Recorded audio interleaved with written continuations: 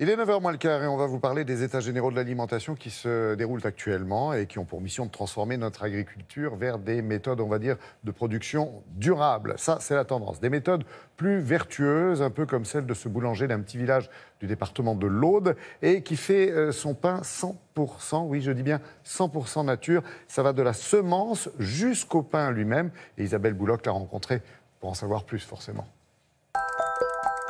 Le célèbre curé de Cucugnan d'Alphonse Daudet pourrait bien être détrôné par le boulanger du village. Un boulanger pas comme les autres. En 2004, Roland Feuillat quitte sa vie trépidante de chef d'entreprise pour le fournil au pied du moulin qu'il restaure. Une prise de conscience que la seule richesse est celle d'une vie qui a du sens. Un pacte entre la nature et l'homme. Il fallait changer complètement de style de vie pour pouvoir participer à apporter en gros sa pierre à l'édifice. Pour moi, le pain était une évidence parce qu'il est le socle de notre humanité, il est le socle de notre culture, il est le socle aussi de notre spiritualité, évidemment.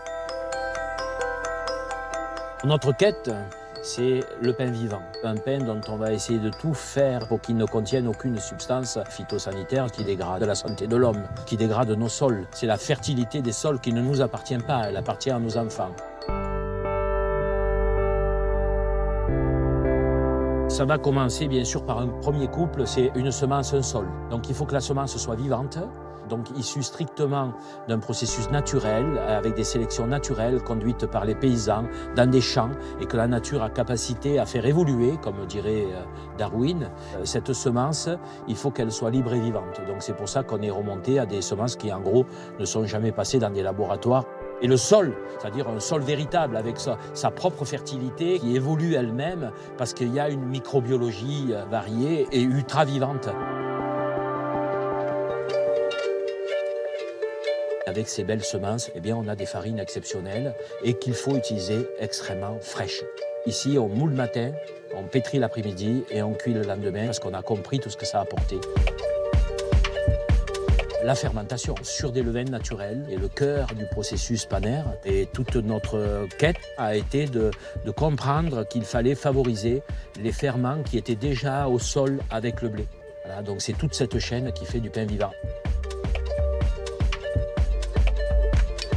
Aujourd'hui, on croit que le pain français, c'est la baguette. Et le pain de tradition française, c'est pas ça du tout. D'abord, c'est des blés régionaux, c'est des blés de pays, ce que les botanistes appellent des landraces.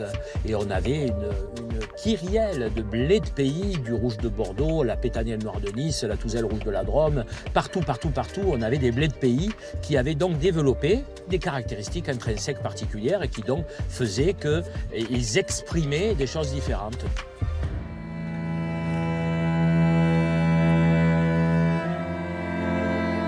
Cette richesse-là, on a quasiment toute perdue. C'est extrêmement intéressant d'essayer de sauver ce patrimoine, aussi parce que le sauver, probablement, va permettre aussi de sauver la semence, et qui sera très probablement celle qui permettra de nous nourrir demain. Roland Feuillat, c'est à la fois boulanger, penseur, philosophe, mais finalement, c'est le simple bon sens qui l'a guidé dans sa démarche à la recherche du pain vivant. C'est aussi le titre du livre passionnant dans lequel il raconte toute son aventure. Oui, effectivement, et ce livre donc de Roland Feuillat, c'est à la recherche du pain vivant et c'est paru chez Actes Sud. Voilà.